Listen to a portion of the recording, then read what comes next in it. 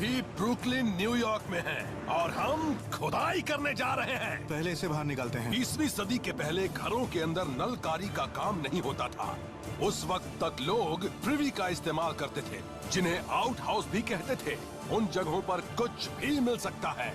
लोग अपनी चीजें गिरा देते थे, लोगों की चीजें वहाँ गुम हो जाती थी। कुछ लोग तो अपनी चीजें वहाँ छिपा भी देते थे, खासकर मंदी के दौर में, क्योंकि बहुत से लोगों का विश्वास सरकार की अर्थव्यवस्था से उठ गया था। इसलिए वो अपनी कीमती चीजें बैंकों में छिपाने की बजाय अपनी प्रिवी में छिपा देते थे। वो उस जमाने के सेफ डिपॉजिट बॉक्स थे। वहाँ पर अपनी नकदी, सिक्के और दूसरी कीमती चीजें छिपाना ज्यादा अच्छा था, क्योंकि कोई भी उनकी प्रिवी में जाकर तो उनकी खोज नहीं करता। प्रिवी में जाकर खुदाई करना बहुत मुश्किल काम होगा, पर इतने सालों बाद वहाँ खुदाई करने पर हमें धूल और मलबे के साथ खजाना भी जरूर मिलेगा। हर घर में एक प्रीवी था। हाँ, और ब्रुकलिन काफी पुराना शहर है। यहाँ पर हमें काफी पुरानी चीजें मिल सकती हैं। बिल्कुल, मगर वो परतों में होंगी। ऊपरी परतों में 1920 के दशक की चीजें मिल सकती हैं, तो नीचे वाली परतों में 1820 के दशक की। यहाँ हमें बहुत मजा आने वाला है। पुराने नक्शों, जनगणना के रिकॉर्ड और उपग्रह की तस्वीरों के आधार पर हमने जिस जगह को अपना लक्ष्य बनाया है, वहाँ कभी काफी घनी आबादी थी और उनमें से ज्यादातर लोग काफी अमीर भी थे। पीरियड जोनिंग कानून की वजह से उस जगह पर अब ऐसे घर बने हैं जिनमें एक ही परिवार रह सकता है। 19वीं सदी के आखिर में उस इलाके को ब्राउन स्टोन से भर दिया गया था। यहाँ हमें ऐसी जगह कैसे मिलेगी जहाँ हम खुदाई कर सकें? हाँ, न्यूयॉर्क में। जब से यहाँ है मैंने कहीं घास नहीं हर जगह पार्किंग है। यहाँ हर जगह कंक्रीट या पत्थर है, मगर हमारे पास GPR भी है जो किसी भी सतह के पार देख सकता है। हमें बस ऐसा शख्स चाहिए जो खुदाई के लिए जगह दे दे। यहाँ के लोग तो मांगने पर बुखार भी नहीं देने वाले। ये बात है तो सही, मगर ये मत भूलो कि सबको हरे हरे नोट पसंद है, सबको पैसा चाहिए। आज यहाँ के लोग भी पैसा कमाना चाहते हैं। हम यहाँ भी वही करेंगे जो अमेरिका के हर शहर में अभी तक करते रहे हैं। यहाँ थोड़ी परेशानी तो हो सकती है, मगर हम यहाँ भी खुदाई करेंगे और पैसे कमाएंगे। लोगों ने मुझे गन दिखाई है, जाने कितने लोगों ने मेरे सामने दरवाजा बंद कर दिया है, मगर मैं ये नहीं समझ पा रहा हूँ कि मैं न्यूयॉर्क के लोगों से कैसे बात करूँ। मुझे लग रहा है कि यहाँ मुझे कुछ ज्यादा ही दरवाजों पर दस्तक देनी होगी। ये है हमारा ARZ, ये प्रिवी का केंद्र है। तुम शुरुआत कहाँ से करने वाले हो? यहीं से कर लेता हूँ, यहाँ उम्मीदें भी ज्यादा हैं। ये जगह काफी लग रही है तुम्हें? सच कहूँ तो तुम खुद ही देख लो, ये शायद ब्रुकलिन की सबसे बड़ी जगह है। हमारा आर्टिफैक्ट रिकवरी जोन यानी ARZ इस इलाके की 20 खाली जगहें हैं जहां हम आसानी से नीचे की मिट्टी तक पहुंच सकते हैं। हम सबसे पहले पहुंचेंगे 600 वर्ग मीटर की उस जगह पर जो 1930 के दशक तक एक ब्राउन स्टोन का पिछवाड़ा थी। फिर उसे गिरा दिया गया और वहाँ कंक्रीट की नई इमारतें बना दी गई। गुड लक, खुदाई की इजाजत लेकर आना। इस जगह के मालिक हैं घरेलू चीजों के एक दुकानदार। हेलो, आप कैसे हैं? अच्छा हूँ। मेरा नाम रिक सैवेज है। मेरी कंपनी है अमेरिकन सैवेज। हम आर्टिफैक्ट रिकवरी का काम करते हैं। हमें ऐसी जगहों की तलाश है जहां खाली जगह हो, ताकि मैं अपनी टीम के साथ वहां खुदाई कर सकूं। हम खुदाई करेंगे, माल निकालेंगे, बेचेंगे और मुनाफा ब्रुकलिन आपको है भी देंगे। दोस्त। ब्रुकलिन में आपको खाली जगह कहाँ मिलने वाली? जहाँ भी जगह थी वहाँ इमारतें बन चुकी हैं। हमने ब्रुकलिन पर काफी रिसर्च की है और जानते हैं कि आपके पास काफी खाली जगह है। हाँ, सड़क पर एक जगह है तो मेरी। मैं वहाँ कार्डबोर्ड रखता हूँ, मगर मैं खुदाई नहीं करवाना चाहता। मतलब जगह तो है ना? आप मुझे एक बात बताइए, आप किस मिट्टी के बने हैं? मैं यहाँ स्टव और रेफ्रिजरेटर बेचता हूँ और आप मुझसे गड़े खजाने की बात करने आए हैं। सही कहा। ये बात बड़ी अजीब सी है। मुझे तो आप पागल लग रहे हैं। अब आप मेरी बात भी सुन लीजिए। हम वहाँ से हजारों डॉलर की चीजें निकाल सकते हैं। मैं उन्हें बेचूंगा, जो पैसे मिलेंगे उसमें से आपको भी हिस्सा दूंगा। आप तो बैठे बैठे पैसे कमाएंगे, आपको बस मुझे खुदाई करने की इजाजत देनी है। चलिए ठीक है, बताइए आप कितने पैसे देंगे? देखिए, आमतौर पर हम 80-20 का बंटवारा करते हैं। हम आपको 20% देंगे। 20%? जी हाँ। जरा बताइए तो आपकी इस शर्त पर कितने लोग राजी हो जाते हैं? करीब करीब सभी। आपने मुझे इतना बड़ा बेवकूफ समझ रखा है क्या? न्यूयॉर्क में कोई 80-20 पर राजी नहीं होगा। ब्रुकलिन में इतने पर कोई राजी नहीं होगा। बेहतर डील दीजिए। आपके दिमाग में क्या है बताइए? कम से कम 40%। मैं 80-20 कह रहा हूँ, आपको 60-40 चाहिए। हाँ, चलिए हम एक काम करते हैं, हम दोनों थोड़ा थोड़ा कम कर लेते हैं। 70-30 के बारे में क्या कहेंगे आप? मैंने कम कर दिया, आप भी कम कर दीजिए। ये बंटवारा सही रहेगा। इतना ठीक है ना? 70-30 मंजूर है। बहुत अच्छे, शुक्रिया। बहुत अच्छी खबर लाया हूँ दोस्तों, हमें खुदाई की जगह मिल गई तुम है। मजाक तो नहीं कर रहे हो? पहली जगह पर ही काम बन गया। न्यूयॉर्क के लोग वैसे भी नहीं है जैसा कहा जाता है। मैं तैयार हूँ। तो देर किस बात की, चलो फिर। जी तुम जीपीआर ले लो। बॉब तुम्हारे साथ स्प्रे पेंट लेकर जाएंगे और जहाँ भी कुछ मिलेगा वहाँ निशान लगाएंगे और हम वहाँ जाकर खुदाई करेंगे। चलो साथियों, अब काम शुरू करो। इस जगह पर प्रिवी की जगह ढूंढना आसान नहीं है क्योंकि ये कंक्रीट से ढकी है। हम इस जगह को एक ग्रिड में बांट देंगे और फिर अपने ग्राउंड पेनिट्रेटिंग रेडार से उसे स्कैन करेंगे। हमें ऐसे सिग्नल चाहिए जिससे लगे कि उस जगह पर जमीन में कुछ बदलाव आ रहा है। सबसे बड़ी चुनौती है ये अंदाजा लगाना कि खुदाई कहाँ करनी है, क्योंकि हर वो जगह प्रिवी की जगह नहीं होगी जहाँ से सिग्नल मिलेंगे। ओह, क्या मिला? ये जगह सही है। निशान लगाओ और आगे बढ़ो। ठीक है। देखिए अरे वाह, वो यहाँ पर। सही जगह पर निशान लगाना। हमें यहाँ खुदाई के लिए 2 जगह मिली हैं, मगर हमारी रिसर्च कहती है कि इस जगह पर सिर्फ एक ही प्रिवी है। उस जमाने के नक्शों के मुताबिक हमें दक्षिणी छोर पर ज्यादा कामयाबी मिल सकती है। चलो पहले यहाँ पर एक चौकोर गड्ढा बनाते हैं। जाओ जैक हैमर लेकर आओ। पहले इसे हटाते हैं, फिर नीचे की ओर खुदाई करते हैं। चलो शुरू करो, आ जाओ। पहले इसे काटते हैं। हम यहाँ पहले 1.25 मीटर लंबा और 1.25 मीटर चौड़ा गड्ढा बनाएंगे जिसमें कई घंटे लगेंगे और हमें हजारों डॉलर के खास उपकरणों का इस्तेमाल करना होगा। ये लो, काम शुरू। इस छोटे से गड्ढे में काफी कबाड़ भरा है। ओह, लग रहा है यहाँ नीचे कुछ है। कुछ दिख तो रहा है, मगर ये आखिर है क्या मुझे नहीं मालूम। ये पाइप तो नहीं है, ये तो लेवलर लग रहा है। ये बिकेगा भी या नहीं? इसके हमें $50 तक मिल सकते हैं। मगर ये इस प्रीवी में क्या कर रहा है? हाँ, होना तो नहीं चाहिए। ऐसी चीजें किसी प्रिवी में तो नहीं होती, खासकर सतह के इतने करीब। मतलब हम गलत जगह पर खुदाई कर रहे हैं। हम सही जगह पर खुदाई तभी कर पाएंगे जब हम मिट्टी को छू कर देखें। एक प्रिवी असल में कुएं जैसा होता है। वो जमीन में बना एक गड्ढा होता है जिसकी दीवारें ईंट की बनी होती हैं। आसपास से सहारा मिलने की वजह से प्रिवी की मिट्टी आमतौर पर काफी नरम होती है। हम अपने हाथ वाले प्रोब से देखेंगे कि यहाँ की मिट्टी कैसी है। एक प्रोब का इस्तेमाल करते वक्त काफी सावधान रहना पड़ता है क्योंकि जरा सी लापरवाही से सतह के पास मौजूद कोई रेलिक टूट भी सकता है। दुआ करता हूँ कि ये प्रिवी ही हो। सूरज भी तेजी से डूबता जा रहा है और अभी तक हमें कमाने लायक कोई भी चीज नहीं मिली। सुन रहे हो? हाँ, मुझे भी ऐसे सिग्नल मिल रहे हैं। ये प्रिवी तो नहीं है बॉस। मतलब हमने एक गड्ढा बेवजह ही खोद दिया है। अब क्या करना चाहते हो बॉस? ये है खजाना। हाँ, हाँ, हाँ। इसे देखो जरा, इसे देखो। मतलब हमने एक गड्ढा बेवजह ही खोद दिया है। अब क्या करना चाहते हो बॉस? हम वो गड्ढा खोदेंगे। हमारी रिसर्च कहती है कि यहाँ पर एक प्रिवी है।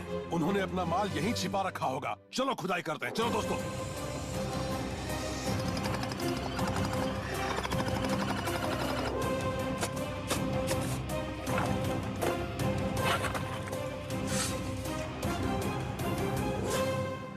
हे बॉबो, अपना प्रोब लाओ।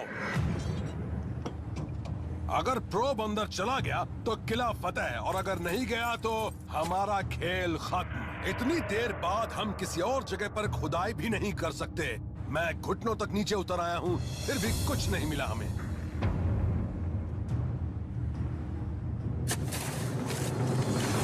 हाँ, हाँ। प्रोब इतनी आसानी से यहाँ अंदर जा रहा है जिसका मतलब है कि यहाँ पर एक प्रिवी है। अब शुरू होगा असली खेल।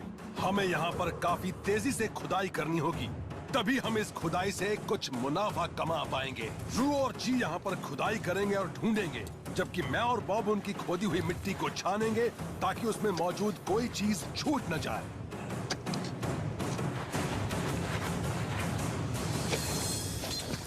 ये देखिए। ओ, क्या मिला है हाँ, तुम्हें? ये देखिए। बोतल। एक और है। एक और? देखिए, एक और है। हाँ अब जाकर हमें बड़ी अच्छी परत मिली है। हाँ। हे रिक, अब यहाँ कुछ चीजें मिलने लगी हैं। अरे वाह, कुछ बोतलें मिली हैं। बहुत खूब। क्या बात है। ये इसे देख रहे हो? की पुरानी बोतल लग रही है। बहुत खूब। शायद 1920 के दशक की है। उसी दशक की, आपको कैसे पता? उस जमाने में बोतलें इसी तरह से बनाई जाती थी। वो उन्हें 2 टुकड़ों में बनाते थे, फिर ऊपर वाले हिस्से को अलग से जोड़ देते थे। और क्या मिला है? इसे देखो जरा। अरे वाह, ऐश के लिवर बिटर। उस जमाने में दवाएं हमेशा इसी तरह के गहरे रंग की बोतलों में रखी जाती थी। वजह वही थी जो बियर को बोतल में रखने की थी। इन बोतलों के हमें मुश्किल से $100 मिल पाएंगे, मगर इनसे ये साबित हो गया है कि हम सही जगह पर हैं।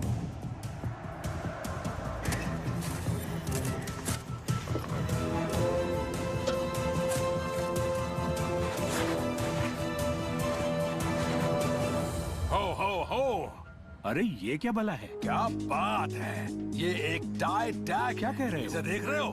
ये खालिस सोने का बना है लगता है ये सोने का ही है। और लग रहा है कि इसमें एमेथिस्ट क्रिस्टल भी लगा है। बहुत बढ़िया। मेरे हिसाब से इसके कम से कम $300 तो मिल ही जाएंगे। ये जिसका होगा उसे पता ही नहीं लगा होगा कि ये गिर गया है, वरना वो इसे यहाँ नहीं छोड़ता। एक का नुकसान तो दूसरे का फायदा।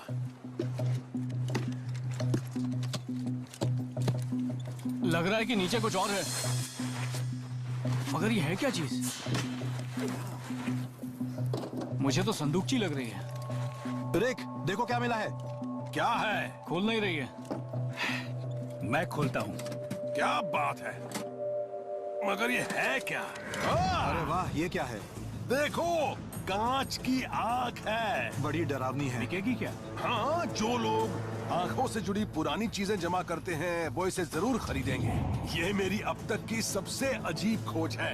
अगर सही खरीदार मिल गया तो इसके कुछ पैसे मिल जाएंगे, मगर ज्यादा नहीं मिलेंगे। देखते हैं इसके अंदर और क्या है। ओह, अरे नहीं। ये देखो, काम की चीज है। ये इटली में बना स्विच ब्लेड चाकू है, बहुत अच्छा है। हड्डी का बना हत्था। ये शायद 1920 के दशक का है, बहुत सुंदर है। संग्रह करने वाले लोगों को पुराने चाकू पसंद आते हैं। ये चाकू अब भी काम कर रहा है, इसलिए उम्मीद है इसकी अच्छी कीमत मिलेगी। अभी कुछ और भी है। तो ये देखो, ओ ये तो जेब घड़ी है। सेना की लग रही है। किसी सैनिक की होगी या किसी रेल कर्मी। दबाओ इसे। ओ ये तो कॉम्पस है। ये घड़ी नहीं है, कॉम्पस है। काम कर रहा है। इसके अच्छे दाम मिल सकते हैं तुम्हें। प्रथम विश्व युद्ध के वक्त का ये सेना का कॉम्पस बड़ा ही अहम है, किसी भी हालत में।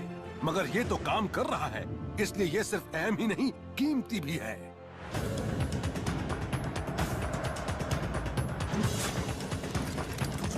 अब तो लगने लगा है कि हमारा दिन बेहतर हो रहा है।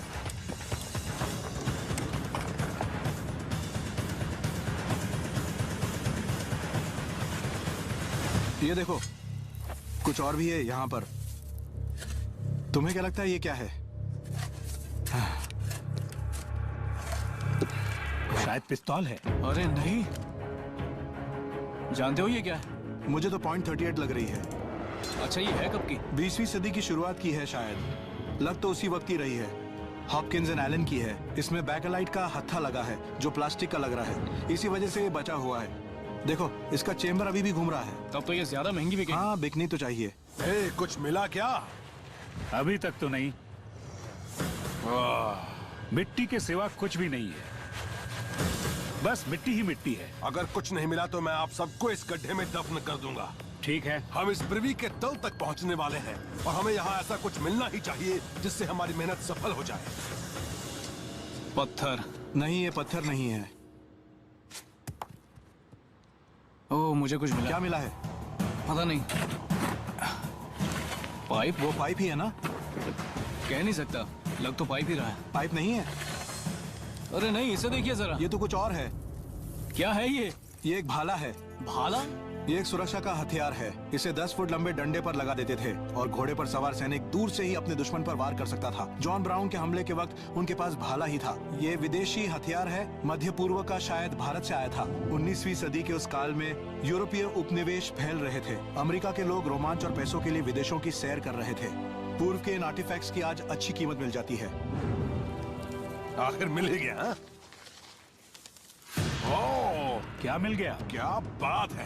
ओह माय गॉड, इसे देखो जरा। देख रहे हो, मजा आ गया। क्या बात है। क्या मिल गया? ओह माय गॉड, इसे देखो जरा। देख रहे हो, ये तो सोने की अंगूठी है। Boom baby! हीरे 1880 के दशक में क्यूबिक जिरकोनिया नहीं होते थे। ये देखो, ये रूबी है। और बॉब, इसका मतलब है ढेर सारा पैसा। ये कम से कम 150 साल पुरानी है। इसके हमें काफी पैसे मिल जाएंगे। इसके अलावा हमें जो भी मिला है वो तो बस इसके साथ का मसाला है। जो भी इसे पहनती होगी वो काफी पैसे वाली होगी। ब्रुकलिन की सोशलाइट। तुम्हें लगता है कि वो गरीब औरत होगी? लगता तो नहीं है। मैंने देखा है कि औरतें गहनों की तलाश में जाने कहां कहां खुदाई करती हैं। इस गड्ढे की सख्त मिट्टी सबूत है कि ये इस पृथ्वी का तल है। अब इस गड्ढे में शायद कुछ नहीं बचा। चलो अब सामान समेट लो। हमारे लिए ये पृथ्वी बहुत अच्छा रहा है। चलिए सामान समेट ले। हमारी आज की खुदाई बड़ी अच्छी रही और हमें मेहनत का फल भी अच्छा मिला। मगर अब इन्हें बेचना है और न्यूयॉर्क के लोग मोल भाव करने में उस्ताद होते हैं। दिखाइए आप क्या लाए हैं। देखिए, हमने उस प्रिवी की खुदाई परतों में की है। पहली परत में हमें ये बोतलें मिली थीं। आप कांच की बड़ी सुंदर बोतलें लाए हैं। आपको इनके पैसे तो मिलेंगे मगर कुछ खास नहीं। आखिर ये बोतलें टॉनिक लैक्सेटिव की ही तो हैं। उसकी ऊपरी परत से हमें ये भी मिला है। जरा ध्यान से मेरी उंगली संभालिएगा। ये एक टाई पिन है। ये बहुत ही अच्छी खोज है। इसकी अच्छी कीमत भी मिल जाएगी। इसे मैं $300-400 में बेच सकता हूँ। सुंदर है। बहुत सुंदर। कुछ और भी मिला है आपको? हाँ, दूसरी परत से तो हमें बहुत कुछ मिला है। अरे वाह, क्या बात है। ये कंपस है। ये सेना का है क्योंकि इसके ऊपर यूएस लिखा है। ये बड़ी आसानी से $500 में बिक जाएगा। हाँ, मैंने भी सुंदर। यही उम्मीद की थी। और क्या है आपके पास? न्यूयॉर्क का होने के नाते आपको ये बहुत पसंद आएगा।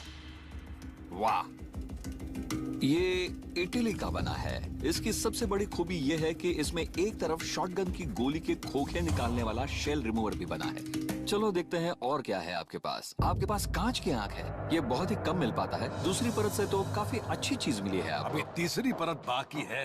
वाह, ये तो कमाल का है। आपको ये भाला मिला है।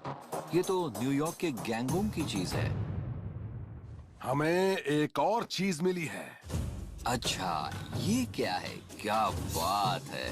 इसे देखकर ही कह सकता हूँ इसमें रूबी और हीरा जड़ा है। ये किसी की शादी की अंगूठी है। बड़ी खास वक्त की निशानी। अब ये उस टॉयलेट में कैसे पहुंच गई, ये मेरी समझ के बाहर है। आप इन सब के कितने लेंगे? आप तो जानते ही हैं कि हमने कितनी मेहनत की है। उस लिहाज से मुझे लग रहा है कि इन सब के लिए $6,500 ठीक रहेंगे। अरे नहीं, इतने का तो सवाल ही नहीं उठता। मुझे भी तो पैसे कमाने हैं। मैं ज्यादा से ज्यादा 5,000 दे सकता हूँ। नहीं, 5,000 तो बहुत कम है। अगर मैंने इन्हें $6,000 से कम में दे दिया तो मुझे लोग बेवकूफ कहेंगे। मैं 5,500 तक दे सकता हूँ, उससे ज्यादा नहीं। ठीक है, अब मैं जो आपको दूंगा उसे देखकर आप मुझे इन सारी चीजों के 5,750 दे ही देंगे। अरे वाह, ये तो बेकलेट हैंडल वाली हॉपकिंस एंड एलन्स की क्रोम प्लेटेड पिस्तौल है। अभी भी चेम्बर घूम रहा है। बहुत बढ़िया। मुझे भी ये पसंद आई थी और सच कहूं तो ये इन सबसे ज्यादा अच्छी लगी थी। अब मैं $5,750 से कम नहीं ले सकता। उससे कम में मुझे नुकसान हो जाएगा। चलिए ठीक है, दे देता हूँ। ये हुई ना बात। मैं जानता था कि न्यूयॉर्क में मोल भाव करना आसान नहीं है, मगर ब्रैंडन ने अच्छी कीमत दी है और अब मैं प्रेस्टन को उनका हिस्सा देने जा रहा हूँ। $1,725 के करारे नोट। तुम बहुत ही नेक और शरीफ इंसान हो। मेरी पूरी जिंदगी में आज तक किसी ने मुझे नेक और शरीफ नहीं कहा। ब्रुकलिन की इस खुदाई की जगह के मालिक को उसका हिस्सा देने के बाद हमने सैवेज मुनाफे में $4,025 कमाए। हमने ब्रुकलिन में 4 दिन और खुदाई की और कुल $18,000 कमाए। लोगों को खबर कर दो कि अमेरिकन सैवेज ने न्यूयॉर्क में बड़ा धमाका किया है। अमेरिकन सैवेज ने यहाँ खुदाई की है। बहुत खूब, ये सही लग रहा है।